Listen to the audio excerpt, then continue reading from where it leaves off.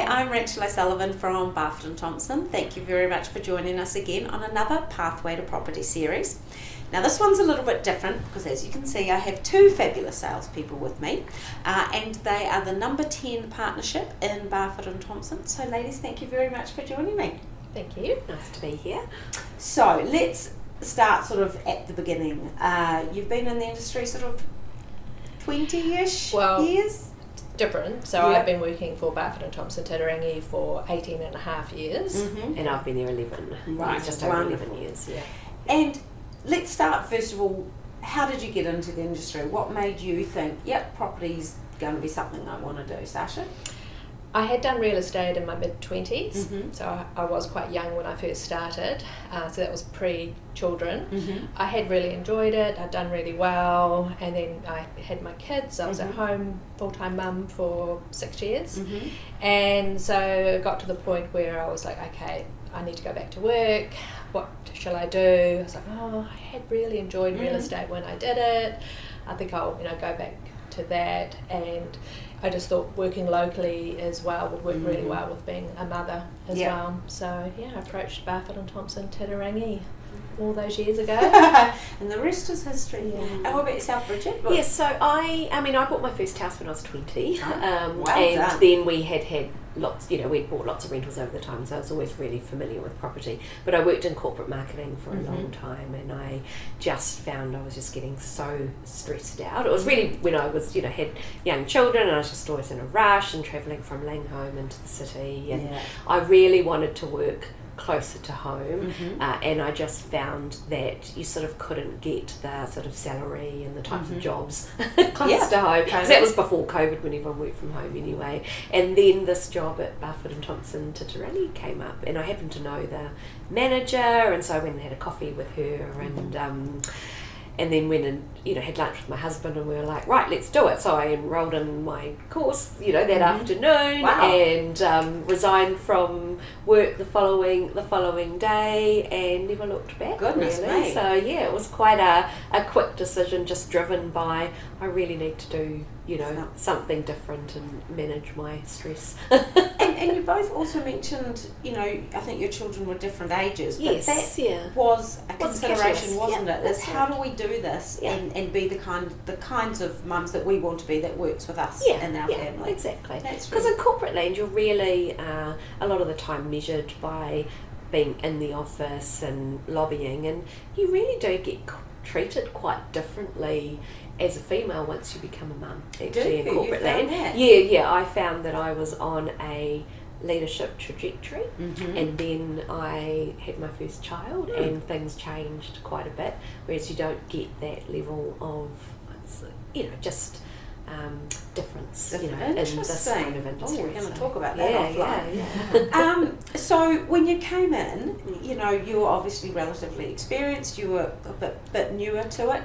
How did you decide that piece of how does it work for the family? Because that was one of the drivers, but it doesn't mean on day one it's all perfect and, At the end of the day, if you are used to being organised and managing your time, there is flexibility in real estate. So obviously you need to do open homes and you need to be available for appointments, but there is strategies you can put in place to kind of manage that. Like, you're not at the beck and call of people.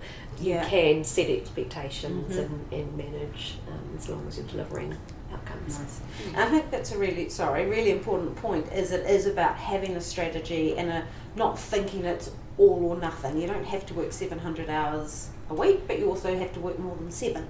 It's just about finding that balance. Yeah. I do think it's really important to have a supportive partner though, Mm-hmm. especially if you are working on your own. Yeah. Yeah, so I did it on my own for 7 years, so I couldn't have done it without my supportive husband. So it was literally a tag team, so he would walk in the door, I would walk out the door, and weekends were always daddy time. So the kids sort of grew up knowing that the weekend they weren't, to ask mummy for anything. It was always dad who was in charge of everything. And that's a nice segue, because we talked about that, the open home piece. You guys, now you're at the opportunity where you sort of alternate weekends. Is that how it works? Yeah. So we've been doing that for a long time now, and it definitely means we have far better work-life balance now. Yeah. But also able to service our clients really well, you know, because at the end of the day, queries, etc., there's 2 of us to respond, so buyers get virtually instantaneous responses. Owners, also, you know, our vendors also get lots of regular communication because there's 2 of us to share the load. But yeah, we do have a balance with that too. So, And you talked both about your communities, Tarangi and Langholm. Now you've obviously brought your kids up in these areas. How does that, what sort of internal piece does that tweak, the fact that you're working in the communities that your kids are growing up in, and you're it's really being part good for of it? business. Oh. Really good for your business Helps. actually. So primary school age, having primary school age kids at your local school where you're working is a gold mine for you know, for business. And you do in your career kind of have to make plans for what happens after that. So Sasha and I, we've both evolved our business with joining clubs and you know, and that then keeps that community engagement going after that primary school level. But it is like if you are at school, on the school trips, talking to people, they know you're in real estate, sponsoring things, then it's really good for gaining your community trust in your business. Very nice. I mean, real estate is all about connections. So, the more that you're involved in your local community, you know, the more people you'll get to meet, you know, and people will get to know and trust you. So obviously if they're thinking of selling, they will think of you. Nice. And I think that's also a real piece, you know, when you've got younger kids, there is the, you know, by dint of just schools, etc., you've got that opportunity to meet people, and it doesn't have to be a hard sell, it's just, I'm in real estate, what do you do? Exactly. And then it flows from that. And sometimes it's as simple as like when you're gathering footage to use in your real estate videos, actually getting some of the local kids, and you have to ask parents and all that, but it's easy. We used to involve my kids in all our videos of family homes. The number of times I got chucked in a pool to, and you know, run across the lawn now, and they really loved it when they were little. I couldn't Not any. get them to do it. Couldn't get them to do it now, but there is ways of involving them in a nice way as well. And so if we had someone who was thinking, you know, either I'm in a corporate role now or I just want to get into property, what are a couple of the, 1 or 2 key things that we need to think about before we get into the role? You mentioned before the supportive partner, if you're not going to do a partnership or probably even with. Anything else that's really key to remember? I think probably having financial stability to start off with is a good, is a good idea, because it is difficult.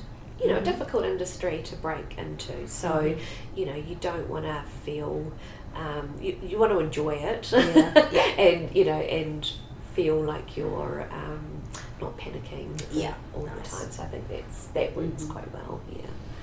I would recommend any new salesperson to try to find an established salesperson who's already done the hard work, to approach them and say, hey, I'm looking about getting into real estate and wondering if you're interested in having a business partner.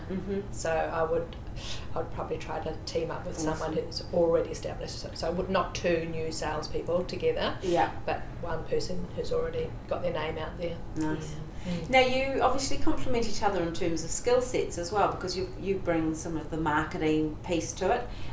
Do you guys do that? Do you say, oh well, I'll do this stream and I'll do this stream, or do you sort of do everything across the board? We pretty much do everything. Nice. But we are very efficient, and like Buffett & Thompson has really great systems and templates and all that sort of thing, so we do find that we don't spend a huge amount of time on admin, but more time, you know, on the phone or in front of clients, etc. That's a fabulous segue, thanks for that. Because in that Buffett & Thompson space, so the systems is there for the support.